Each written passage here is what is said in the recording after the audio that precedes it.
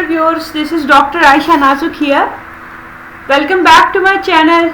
And my regular viewers, they know that I'm managing a variety of playlists on my YouTube channel Rao Hub. Please subscribe to the channel. This is your instructor, Dr. Aisha Nazuk Rao here. And you know that we have a playlist on introductory econometrics, applied econometrics. Then I have playlist on software help like Microsoft Excel or Stata. And I have an interesting playlist on positivity and human behavior. And on a lighter note, we also have a playlist on comedy. So this channel is a sort of you can say a place where you can expect learning coupled with entertainment, which is a unique blend, because sometimes econometrics and statistician and quantitative people, they are considered as if they are monotonous and boring, but this is not the case here on this channel. Okay, so let's start today's video. Just a humble request, please subscribe to my channel, support the channel by liking and sharing the videos. So today's video is about, in continuation of the previous videos, today we are going to discuss the issue of heteroscedasticity. So this lecture is based on chapter 11 of Gujarati and Porter book, 5th edition, and we are also going to use typically for the Monte Carlo simulation part, we have used contribution from this book, Introductory Econometrics using Monte Carlo Simulation with Microsoft Excel by Barreto and Holland. And both of these books are easily downloadable from the Genesis library. My regular viewers, they are well aware of the fact that I have uploaded a video on how to download books from the Genesis library as well. Those of you who still haven't watched that video, please like the video. I'll post the link of that video in the comment section as well. Okay, so without further ado, let's start heteroscedasticity. As I said, that this is from chapter 11 of Gujarati and Porter book. So the contents of today's lecture are to understand or to have a basic idea of what is the problem of heteroscedasticity, what are its repercussions, how can we detect it, and what are the options at hand in terms of the remedial measures. Okay, so heteroscedasticity, before we go into the technical definition, in simple words, it's a problem of more variation in the data. For example, if we are going to do let's say make a panel data of different countries and we want to do some analysis, let's say I want to analyze what are the determinants of financial inclusion, and I take data from, let's say, China, Thailand, Pakistan, India, Bangladesh, and so on. So these are different types of countries in terms of financial inclusion. You know that some of these countries are less included in terms of financial inclusion, whereas in some other countries, for example in China, people are increasingly included in the financial infrastructure. So if you have different type of units in your sample, you can expect that you will face the issue of heteroscedasticity. For example, another example, if we have data on, let's say, consumption pattern and income pattern of different type of respondents. So if the sample contains people from the ultra poor and then ultra rich, so these are two different types of extremes, and they can cause the issue of heteroscedasticity, because heteroscedasticity in simple words mean that if the data has a lot of variations, but technically we define or we link it with the variance of the residual term.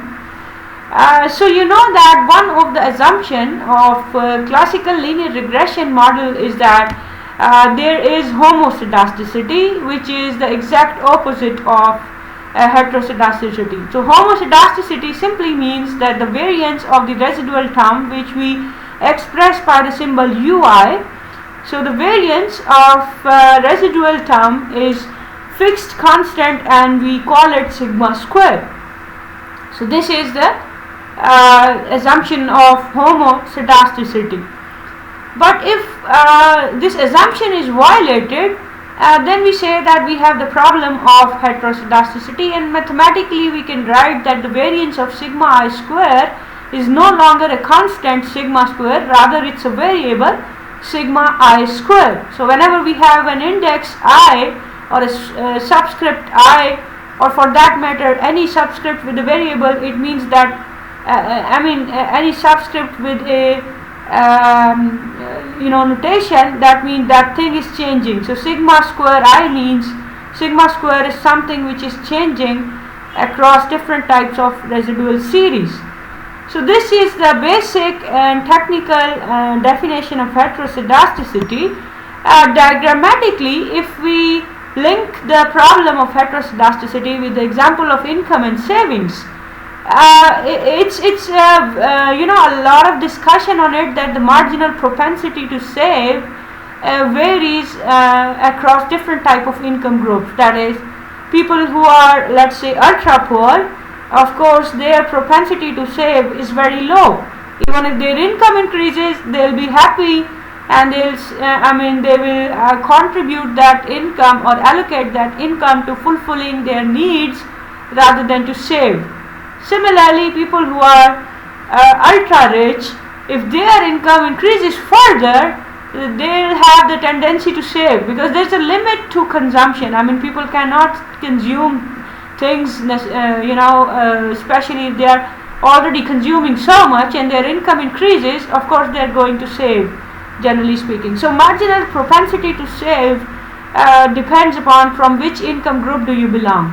So here you see we have two type of scenario. The diagram in upper panel, this is assuming that the marginal propensity to save is same everywhere, whether people belong to the ultra poor or to middle class or to ultra rich, they are saving in a similar pattern. But generally speaking, this is not the case. People on the savings, the average savings and the variation in savings, that has a lot to do from which income group do you belong. So here you see that the bell shape drawn here, they are similar, or in fact same, but in the lower panel the bell shapes are they are changing, and you can see that this first bell shape, this is you can say compact, and then the other ones are relatively flatter. So without going into the complications of what does that mean, that a taller bell shape has a more variation or not, but something to take note here is in the lower panel the variance of these different type of groups is different. And how do we judge variance? Simply by the spread of this bell shape. So narrower the bell shape, lesser the variation. So you see that this is a scenario where we can have the issue of heteroscedasticity. As I said, if the marginal propensity to save varies across different type of people, then we can have the issue of heteroscedasticity. So there are a couple of different reasons why the problem of heteroscedasticity arises, although I've discussed one of the reasons, but let's discuss further details. Number one type is what we call the phenomena of error learning model. Consider an example of a typist. Consider yourself, you are a typist, okay? So you start your job, and let's say on your job every day you have to type, let's say 20 pages. So when you are a learner, then on the first day, let's say if I check how many errors you did on page number 1, page 2, page 3 and so on. So there may be a lot of variation. Maybe once you are a beginner, sometime you'll be making less error on some pages, while on other pages you may be making a lot of errors because you are learning, right? But let's say that gradually you become experienced in typing. So now what will happen is that the typing errors, the variance between them will be lesser. In easier word, the number of errors on page 1 and page 2, page 3, so on, they won't be too far away. For example, you may have, once you are experienced, you may have, let's say, 1 error on page 1, 0 error on page 2, 0 error on page 3, 0 error on page 4, and so on. So not only the average number of error will reduce once you become experienced, the variance of typing error will also decrease. So through this diagram I've discussed it. The example that I was discussing was about days of typing practice. So similarly you can interpret hours of typing practice. The point is, as you become experienced, in the average error and the variation of error will decrease. So this is one of the phenomena, the error learning model, the error learning model with the help of which heteroscedasticity, or due to which the problem of heteroscedasticity can be introduced. Second reason, I've already discussed that the richer people, they have more tendency to save. So in other words, as income grow, people have more discretionary income, hence more scope for choice about the disposition of their income. So this is the reason we can't compare the relationship between saving and income in ultra poor group as compared to ultra rich group. So this is another reason why we can have the issue of heteroscedasticity. Reason number 3 is due to different type of data collection techniques, we can have the phenomena of change in error variance. For example, if we compare two types of bank, and the banks having sophisticated data processing equipment as compared to the banks that rely on manual practices. For example, if in some banks we have automatic cash counting machine and automatic queuing system as compared to the bank where everything is, let's say, manual. So generally speaking, where everything is manual, chances of error will be higher as compared to the banks where we have sophisticated data processing and high quality data processing equipment. So if we run some regression in which we take data from these two types of bank, one that are running everything predominantly on manual mode, and the other type which is running predominantly on sophisticated data processing equipment. So once we run regression on some variables by taking data from these two types of bank, we will have the problem of heteroscedasticity because the sample is heterogeneous. Another reason is the presence of outliers. If there is, what is an outlier? Outlier is something which is exceptional. In other words, it is something which is either very small or very large. For example, if we have data on income and consumption of let's say middle class individual, but there is one outlier who is in the middle class, but somehow he is consuming much more than what is expected in a typical middle class family. So we are not exploring what are the reasons. Maybe he or she is living in a joint family system and he is relying on family income rather than his own income to support his consumptions expenditure. Anyhow, we are not digging deeper what are the reasons, but the point is his case is different from the majority of the middle class families. So that person is an outlier. So outlier can also introduce variance of, in simple words, if you have like 4 numbers 1, 2, 3 and the 4th number is 1000, so that 1000 is going to increase the variance in the data. And when the data variance increases, we have already discussed that the regression term residual variance will also increase, and we will have the issue of heteroscedasticity. Another source of heteroscedasticity, which is somewhat you can say complex or advanced, is, because I haven't covered for now the omitted variable bias.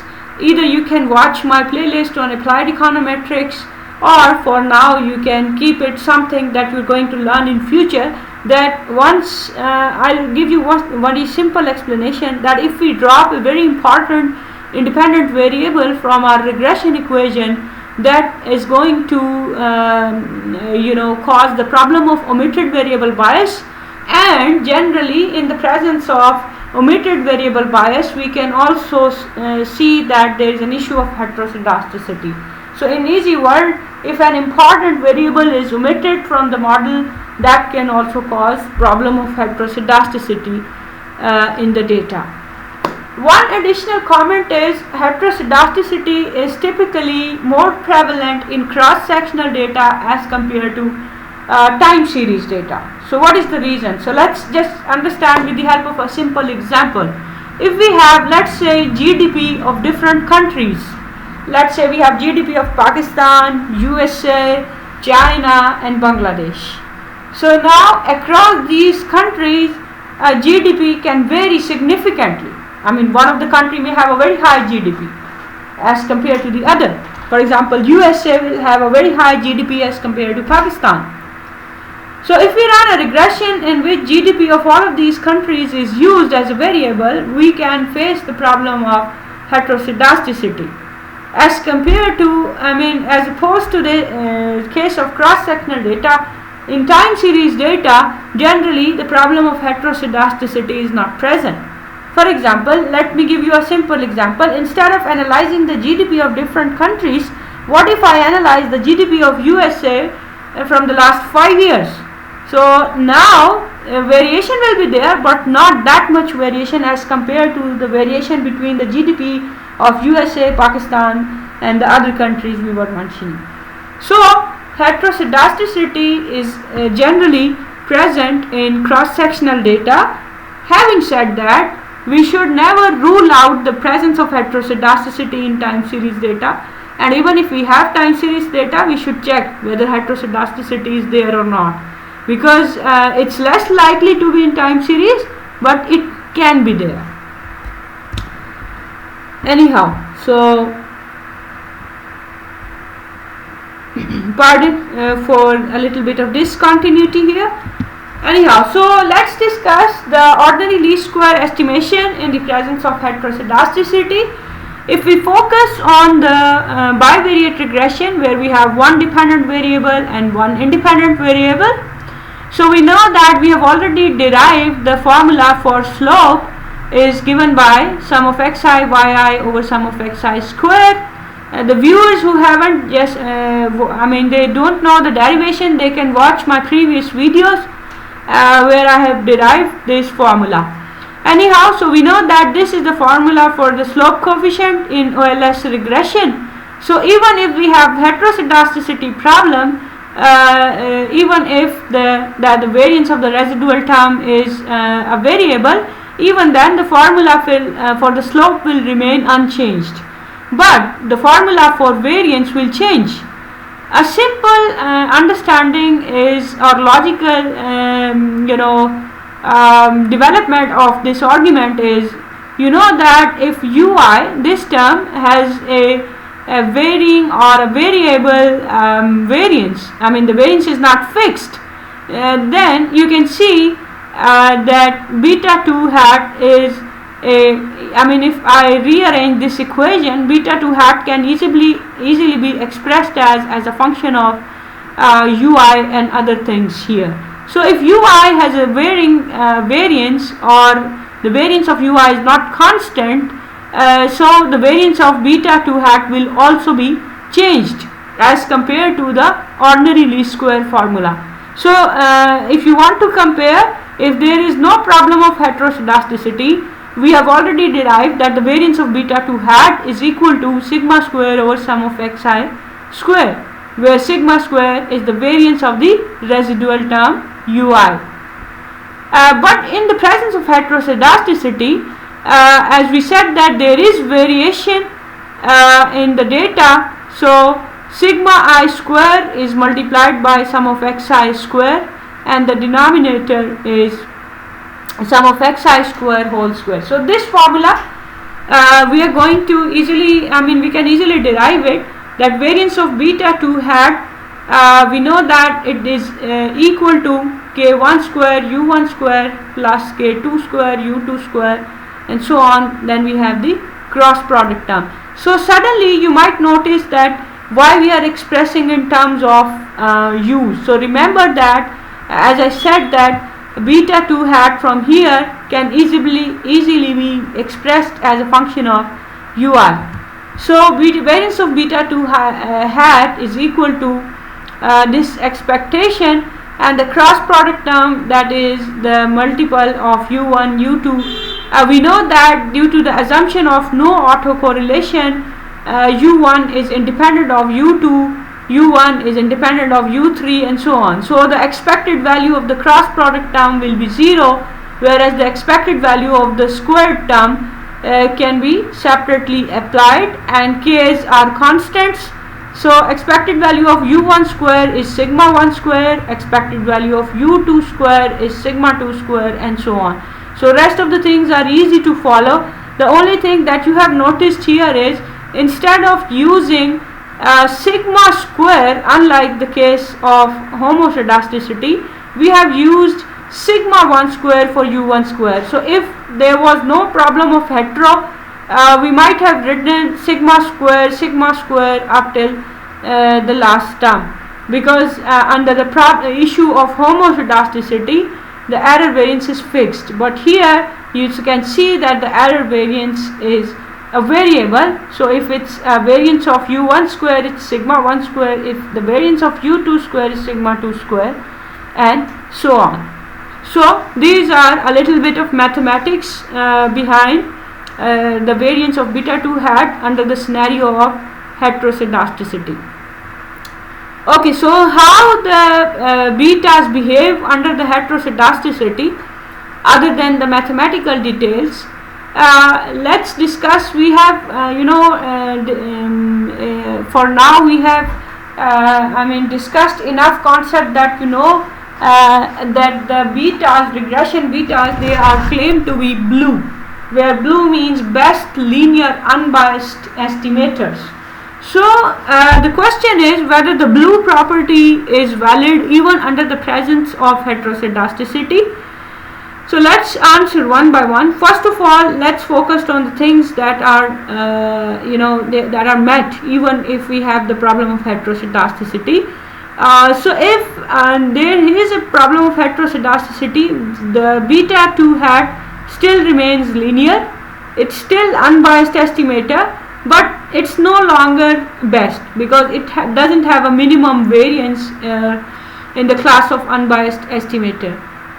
Those of you who are not comfortable with these terms, like what is meant by unbiased estimator, what is meant by linearity, you should focus on the previous videos in this playlist and then watch this video.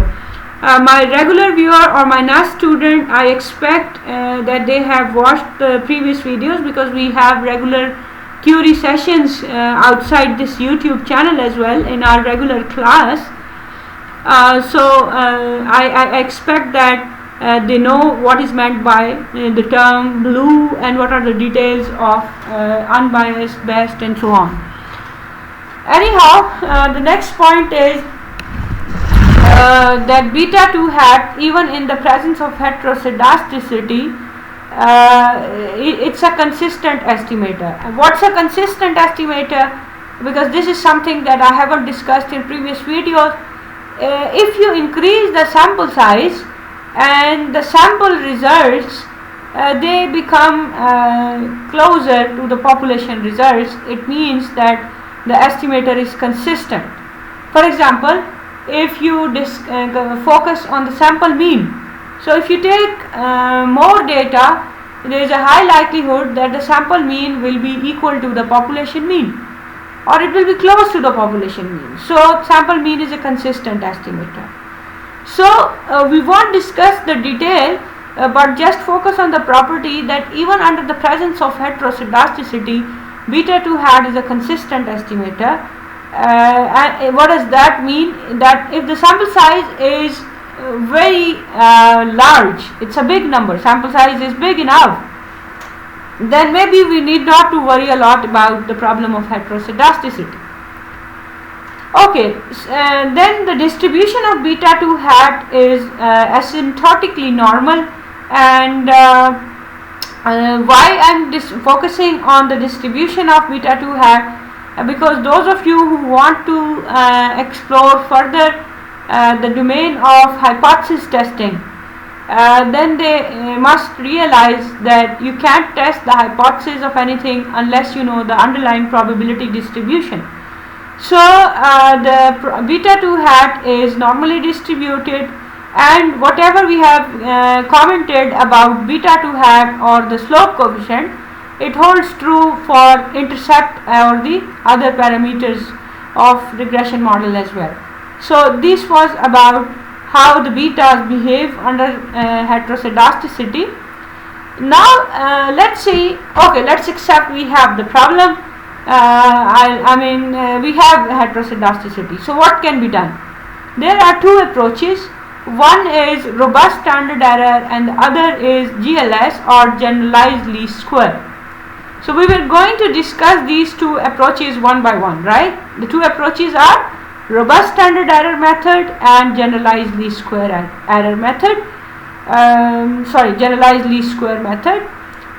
So once I give a basic understanding of these two methods, then you will see that the robust standard error is beneficial and more efficient and user friendly as compared to the GLS method, because once if you want to apply GLS method, you need to know some details or some assumptions about the error variance that you will see once we discuss the GLS method. So robust standard error, as the name robust means able to perform equally well in different scenarios.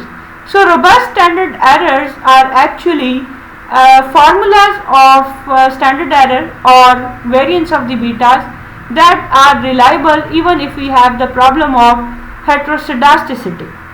So I have already covered how to calculate robust standard error through Microsoft Excel in a different video.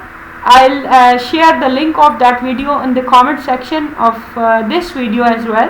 So by using a add-in called OLS regression, you can easily calculate robust standard error in Microsoft Excel.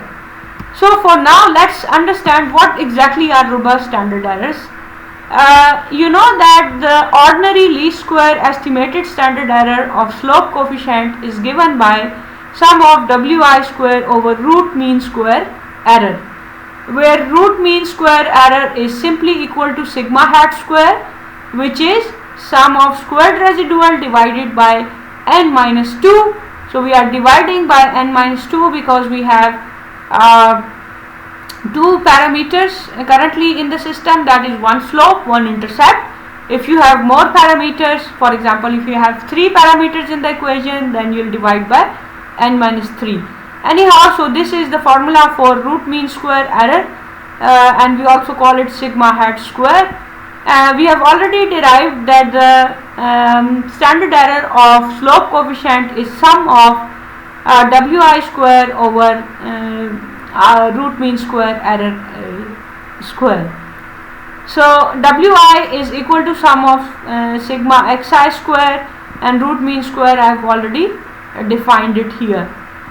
Now if we have the problem of heteroscedasticity, what we are going to do is, instead of relying on one estimate of error variance, we are going to use, or we are going to multiply the unique value of residual squared residual with the weights.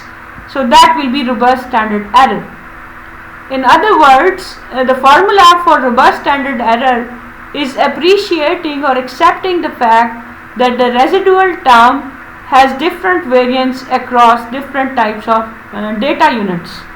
So we can easily calculate these robust standard errors in Microsoft Excel. So here you can see that if just focus on what is n here on this formula, simple. N is the number of observation, wi's are the weights which depends on xi's, as we define wi is equal to 1 over sum of xi square. So wi are the weights which depends on xi's, and ei's are the residual corresponding to each observation. So in the above sums, root mean square error is a constant which is same across all n observation. So that is why this is the case of OLS standard error of beta 2. Pardon me, this is a typo, it's not beta 1. These are the formulas for beta 2, that is the slope coefficient. Now if you focus on the second formula, that is the robust standard error, that OLS standard error uses just one measure of the variance or spread of the error terms, that is root mean square error, whereas the robust standard error uses n different estimates of the spread of the error terms. So what are those n different estimates? These are n squared residuals, that is each squared residual is considered as a contribution in the total variance of the residual series. So we are going to further explain this idea with the help of this regression equation. Let's say we have data on yi and xi, and this is the scenario where if the residual term ei, if this ei is a draw from a single error box with a standard deviation, a fixed SD of ei, and all ei's are independent of one another and uncorrelated with the independent variable xi, then we can easily calculate standard error of the OLS estimator. So here in this model, nothing is new except for the understanding that the residual term, can be considered as a draw or a sample from a single error box which has a standard deviation equal to SD of ei.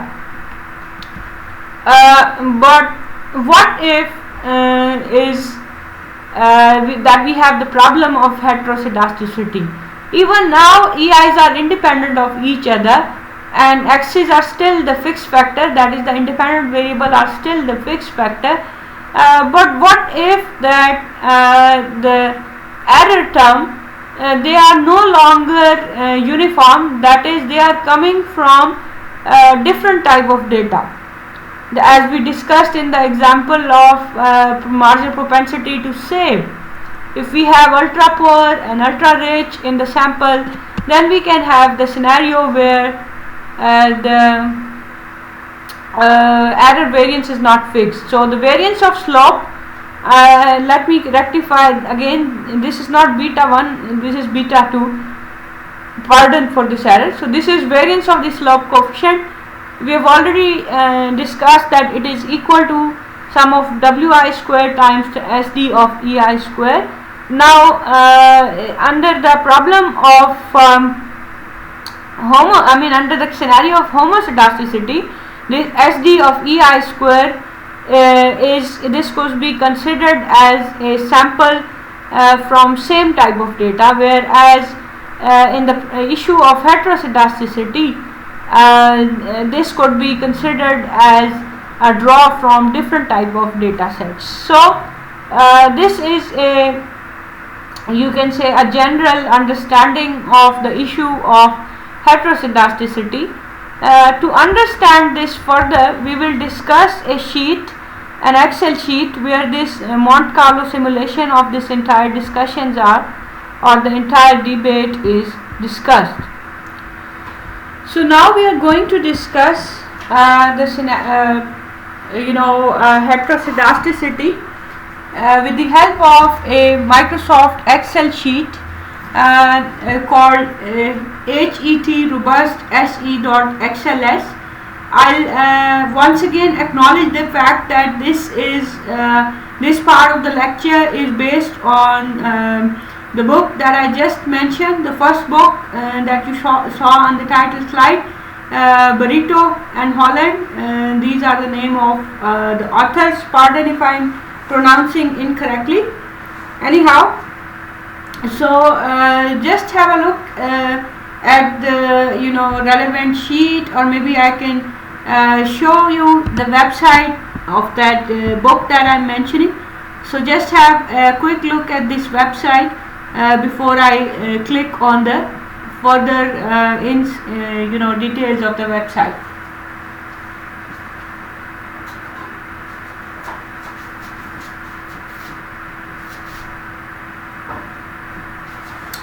So this is the website, Introductory Econometrics by Barreto and Holland.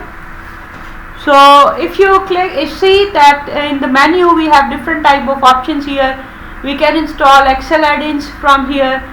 For now I'm going to click on chapters, and you see that here we have a chapter on heteroscedasticity as well.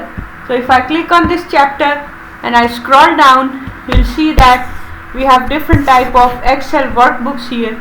So you can download HET robust se.xls by clicking here.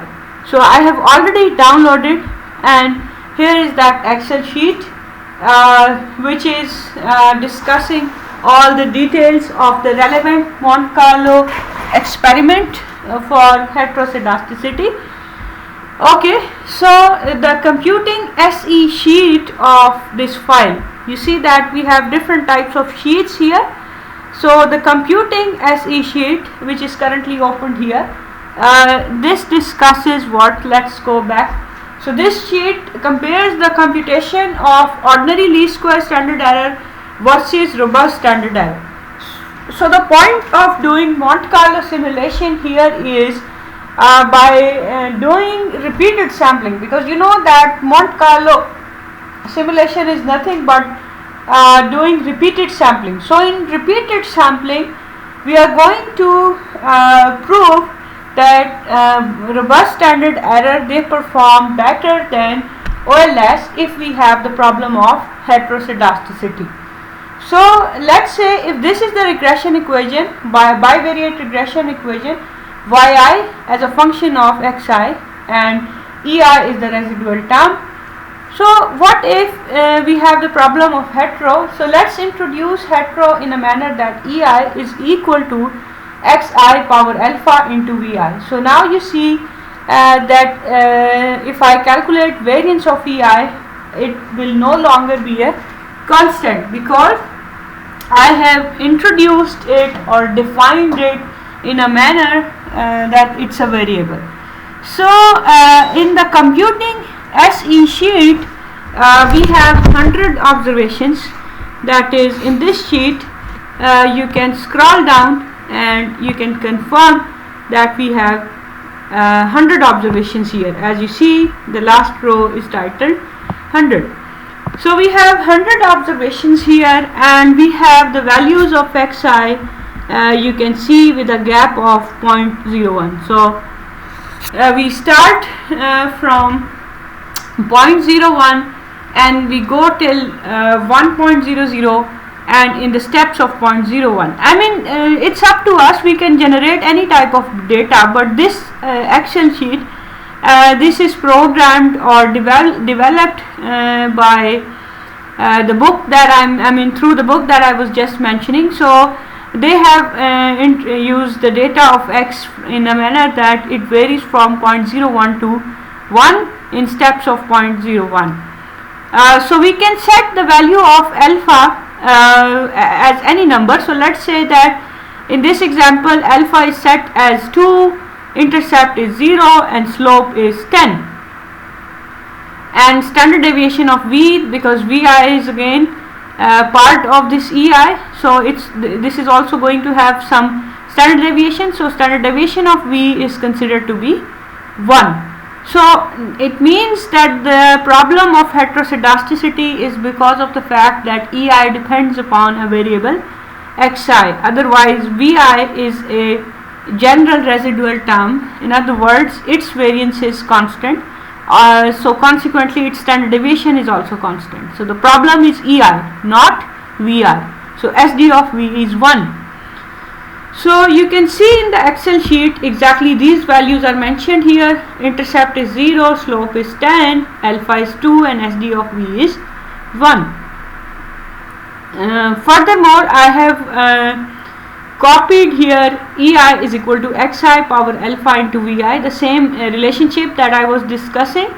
One additional thing that I would like to tell here, that although you can calculate beta by using slope and intercept formulas in Excel, but there is another formula called Linus function. This also uses least square or OLS method to calculate slope and intercept, but by using this function you can simultaneously calculate slope and intercept. So unlike the formula of if I use the formula is equal to slope, it's going to calculate just the slope. So if I use the formula is equal to intercept and then I choose the argument, it's going to calculate intercept. But if I use the formula Linus, which is you can see I have clicked here. So if I use the formula Linus, this is going to calculate slope and intercept simultaneously, and standard error, R square and so on. So root mean square error, you know, this is sum of squared residual, so that is already reported here by using the formula Linus. Anyhow, the purpose of discussing this sheet is not to let you understand what exactly is the Linus function or those details, but the exact purpose is by using Monte Carlo simulation, this sheet proves that the robust standard errors are better than the OLS standard errors. So this sheet calculate the standard error in the presence of a heteroscedasticity. So you can see that we have different type of weights here, and we define weights as 1 over sum of xi square.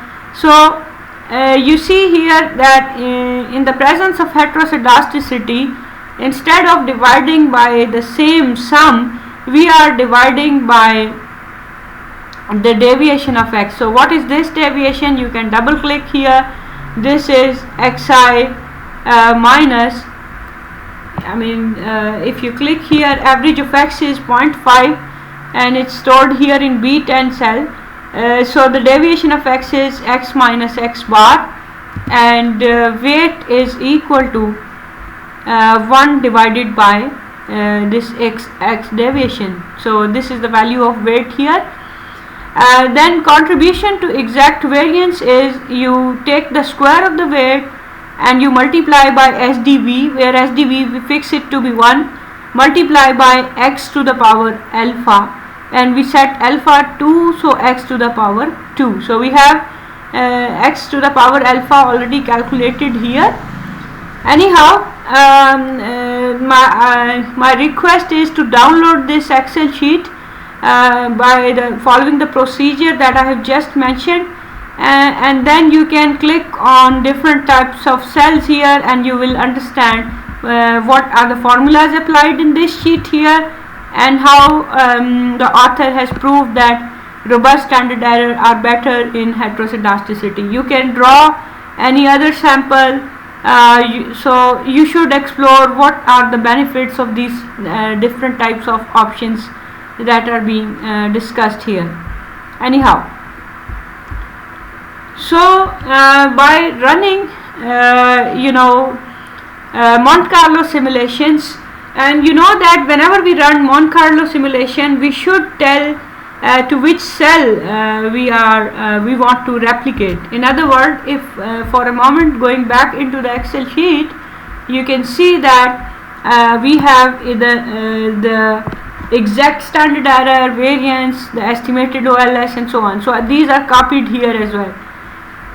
So the purpose of these doing these Monte Carlo simulation is that you have to prove that the exact standard error will be close to the average of betas across different samples in heteroscedasticity situation if we rely on wide robust standard errors.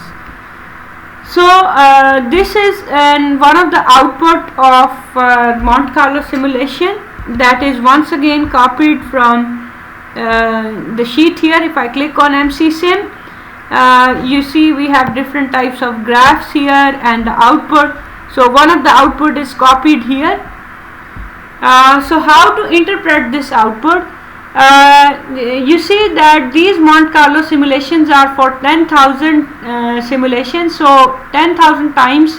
So if we for example focus only on the slope coefficient, so 10,000 times slope coefficient is calculated, and the closeness of the average to the true parameter is evident that OLS sample slope is an unbiased estimator of slope even in the presence of heteroscedasticity. So if you go back into the Excel sheet, so that you would know that what exactly is meant by unbiased here. For example, if you look at the coefficient beta 1 or the slope coefficient, it's 10 here. So going back in the output, you can see that the average is 9.997, which is quite close to 10. So even in the presence of heteroscedasticity, as we said, that OLS formula will still remain unbiased. Next, notice that as advertised, the empirical standard deviation of 10,000 estimates of beta 1 in the Monte Carlo experiment, which is 0.1973, is very close to the computed exact standard error, which is 0.196. So that is with regard to or in reference to the interpretation of standard error. Next is how to prove that robust standard errors are better. If you look at the average estimated standard error and average robust standard errors, you see we have two types of standard error here. So if you match these, how exactly close they are or how close they are to the exact standard error. So like the OLS estimated standard error, the robust standard error is also a biased estimator of exact standard error. The point of the matter or the discussion here is that the standard error, whether it's OLS or whether it's robust, this is a biased estimator. But the degree of closeness or the degree of bias is more in the case of OLS. If you look at OLS standard error and compare it with this standard deviation value 0.1973, so the difference is much higher as compared to robust standard error. You see the difference between this and robust is much lesser. So as the sample size increases, the center of the sampling distribution of robust standard error gets closer to the exact standard error. So this is not true for OLS estimated, because if we further increase the sample size, this minor difference between average robust standard error and the standard deviation that will or the exact standard error will diminish for the case of robust standard error. So you see the exact standard error is 0.196. We should compare it with this. So exact standard error is 0.196. I was wrongly comparing it with 0.1973. Pardon, accept this correction. Exact standard error is 0.196, whereas standard error in OLS is 0.1553 and in White's or robust standard error is 0.1901. So 0.1901 is more close to 0.196 as compared to 0.1553, which is a bit further from 0.196 or the standard error. So by using Monte Carlo simulation and this Excel sheet, you can easily try on your own as well that white robust standard error are better as compared to OLS in the presence of heteroscedasticity. So next we discuss the second option to adopt under heteroscedasticity, and it's called the generalized least square method or the GLS method. So in this method we are going to divide the entire regression equation by sigma I, that is the standard deviation of residual term. So let's say we know that error variance or heteroscedastic variance sigma I square, they are known. So if we know what are the values of sigma I square, for example, what is the variation in savings in the ultra poor group and in, let's say, ultra rich group. So we are going to divide the data of ultra poor by the variance of ultra poor. We are going to divide the data for ultra rich by variance of ultra rich cohort or the stratum. So if we know the value of sigma I square, we are going to divide the entire data by sigma I, and then we are going to run the regression equation. And it's very easy to prove that variance of this ui star, that is the transformed residual term, will be constant. But as this method seems quite easy, but the fact of the matter is it's not that easy to find out sigma I and what should be the exact structure or the value of different values of sigma I. So this is why GLS is less used as compared to the robust standard error method that we have just discussed. So GLS method is sometimes also called weighted least square method. If we somehow know the value of sigma I, then GLS estimates will be blue, that is they will be best linear unbiased estimator. Anyhow, next we discuss how to detect whether we have the problem of heteroscedasticity or not. The first method is the graphical method. If we have data or the scatter plot of x and y, or if we run regression and we plot x and residual, that is independent variable and residual, if you see that in the starting panel the nature of variation is different as compared to the center part of the diagram, and then once again it's different in the end part. So this is a typical exposition of heteroscedasticity. This is another exposition of heteroscedasticity where you can see that the variation is different across different parts of the diagram. So what you have to do is you have to make a scatter plot of x and y or x and residuals, and you can see that the entire data will have different type of patterns. So to understand it better, let's focus on this type of a scatter plot. Now you can see that still we have variation in the data, but that variation is homogeneous. I mean, in all of the parts of this figure the variation is similar. Or if you look at the residuals, in other words, they could all be enclosed in two parallel lines, as opposed to the case of heteroscedasticity. If I try to enclose it in these two lines, those two lines will not be parallel. So this is one graphical method. Then we have technical or formal test for checking whether we have the problem of heteroscedasticity or not. The first test is Park test. Park test assumes that sigma I square is equal to sigma square times xi power beta into e power vi. So if I take the log on both sides of this expression, this is log of sigma I square equal to log of sigma square plus beta times ln of x plus vi, where vi is the stochastic disturbance term. So if we have if we have bivariate regression, that is we have data on y and x, so we simply run regression of y on x, we calculate the squared residuals, and then we take the log of squared residual and we use that as a dependent variable, and we regress it on ln log of xi variable. So if beta turns out to be statistically significant, it would suggest that heteroscedasticity is present. right? So this is how we can easily test. Okay, so part test is a two-stage procedure. If you have data on y and x, what you are going to do, you are going to run the regression of y on x, and then you calculate residuals, take the log of the squared residuals, and then run the regression 11.5.2.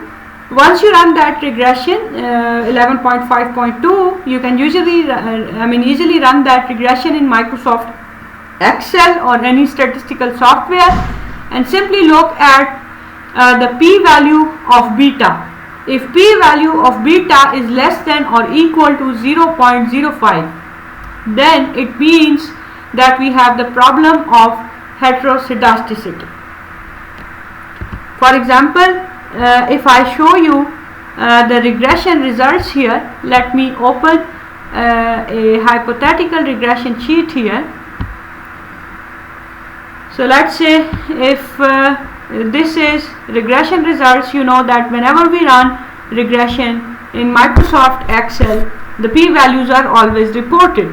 So if we know the p-value of this beta in this regression equation, we simply check if that p-value is less than or equal to 0.05, we are going to say that we have the problem of heteroscedasticity. The second test is Spearman rank correlation test. In this, what we are going to do is we are going to run the regression of y and x and obtain the residual values. Then we will calculate the absolute of these residual values and rank these values, absolute values, either in ascending order or in descending order. We are also going to rank either x variable or y variable, and then we are going to calculate RS, which is 1 minus 6 times sum of di square over n into n square minus 1. So you will easily understand with the help of this data. Let's say these are my two variables ei and sigma I, and we have to check whether this data has the problem of heteroscedasticity or not. What we are going to do, we will run regression of these variables, and once we run the regression, we will calculate residuals, and then we calculate absolute value of those residuals. So you see that the minimum value of the residual is given a rank of 1, second minimum 2, and so on. Similarly, rank of the variable sigma I, which is standard deviation of annual return. So the minimum value is 10.2, it's given a rank of 1. The next minimum value is 10.4, it's given a rank of 2, and so on. Then you calculate the difference between these two ranks and call it d, and calculate d square. So then you put this here in this formula. N is the number of pairs. So here you can see that we have 10 pairs. So RS is 1 minus 6 times sum of d square, which is 110, divided by n into n square minus 1. So next what we are going to do, we are going to calculate t, which is equal to, as we showed here, rs times square root of n minus 2 over 1 minus rs square. And n minus 2, because we have just the bivariate regression, so we have two parameters, slope and the intercept. So this has a degrees of freedom of n minus 2. So you calculate t and you compare it with the table value. So how we compare it with the table value? If we have 10 observation and 2 parameters, so degrees of freedom is 10 minus 2, which is 8. So if I focus on this t table and the degree freedom 8 row, these are different, you know, we have to focus on 2 tail only. So if you focus on 2 tail, I can compare it in the 8 degrees of freedom with, let's say, this value is greater than, if I focus only on 2 tail error equal to 0.05. So I can easily see that this value 0.998 is greater than, it's not greater than if I focus on different types of t values in the table here. So in simple words, you can use the rule of thumb of 2. So this value is less than 2, so we can say it's not significant and we don't have the issue of heteroscedasticity. There are alternative tests for heteroscedasticity. Each has its own shortcoming. A better alternative is the White's general heteroscedasticity test. In the White's general heteroscedasticity test, what we are going to do, let's say we have data on Y, X2 and X3 and we have to apply heteroscedasticity test. What we are going to do, we will run this regression and we will calculate squared residual. Then we run another regression. We will regress the squared residual on the previous independent error variables, their squared terms and the cross product. Then we will calculate the r square of this equation and we will multiply that r square by n, that is the sample size. We will compare it with chi-square value because this follows chi-square distribution. We will compare it with chi-square and we will decide whether heteroscedasticity is there or not. So let's understand the White's heteroscedasticity procedure with the help of this example. Let's say we have data on these type of different variables: average miles per gallon, engine horsepower, volume, SP which is top speed, and WT vehicle weight. So we have this data and I have already stored the data here in an Excel sheet called question data for question 11.15. And this is table 11.7 that we were discussing. The variable that are important here in this example are MPG, SP, HP and WT. So what we are going to do, if we want to check the White's regression error, the White's procedure, we will run the simple regression. That is, I am going to click on data analysis and then I can calculate regression. So the output variable or the Y variable is MPG, so I am going to select the Y variable and then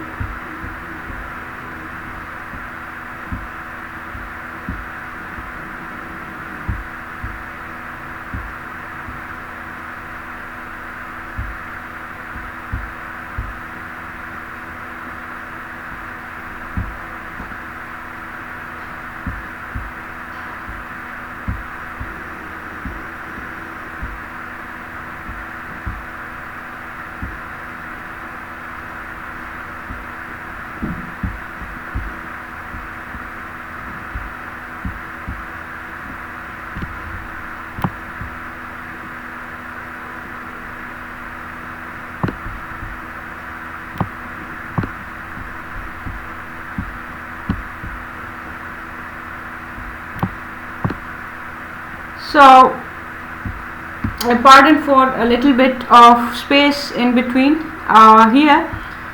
So the X variable range here is these SP, HP and WT, so I am going to select these, yes, and then I will press OK. So this is my first stage regression, and by the way I should have stored residuals, so I will run this again. Let me delete this sheet here. So I click again on data analysis, regression, and everything is same. I'll just click on residual. So I know the residual values. So here are the residual values stored here. So I'll simply take the square of these residuals and use it in the second step. So in the White's regression sheet, what I have done is I have copied the squared residual from the regression output, and then I have taken the square of these three independent variable because in White's regression we need square term. Then I have calculated the square cross product term. So what I am going to do now, I am going to run the regression of squared residuals. So squared residual will be my dependent variable, whereas all these will be my independent variable. So once I run this regression, you can easily verify that the R square value will be 0.466, and the number of observation you can verify in the sheet, they are 81. So 81 multiplied by R square is 37.75, which is significant because it is greater than the table value of chi-square. And how many degrees of freedom? Because we have 3 regressor, 3 squared regressor and 3 cross product terms, so the degrees of freedom is equal to 9. So I am going to use chi-square table. I will set alpha is equal to 0.05, and at 9 degrees of freedom you can easily see, here is the chi-square table at 9 degrees of freedom, and alpha is equal to 0.95. You can see that the value of chi-square is 3.325. So this value is much greater than, in fact I have to see on chi-square 0.05. so chi-square 0.05, it's here, yes. So at 9 degrees of freedom it is equal to 16.919. So this value, the calculated value of 37.75 is greater than 16.9119. So we reject the null hypothesis and we conclude that here we have the issue of heteroscedasticity. So now if you have the problem of heteroscedasticity, you should find wide standard errors. And how we can find wide standard error, I have already covered that in my video where I have discussed how to calculate wide standard error through OLS regression. But I can, I mean it's very easy here. If I have to calculate wide standard error, that could easily be done by clicking on add-in and clicking on OLS regression, and then simply selecting X variable range and Y variable range, and then clicking on HC0 and pressing it cancel, because that same output is already copied here. So this is the wide standard error part, and these results are valid because we have just tested that heteroscedasticity is there. So now we should interpret these results instead of the OLS results. So you can try running OLS on this data and then the wide standard error based results, and you can easily compare the two results, and you can easily see that the standard error of the slope coefficient or any other coefficients are higher under the White's procedure. So OLS had underestimated the standard error. In easy word, OLS results and White standard error, White regression results will be different because the White regression corrects for the issue of heteroscedasticity. So now you can try these different exercises from the chapter 11. So thank you for watching this video. Please subscribe. You can develop a professional connection with me by writing an email or adding me on Facebook. Thank you once again. See you in our next video.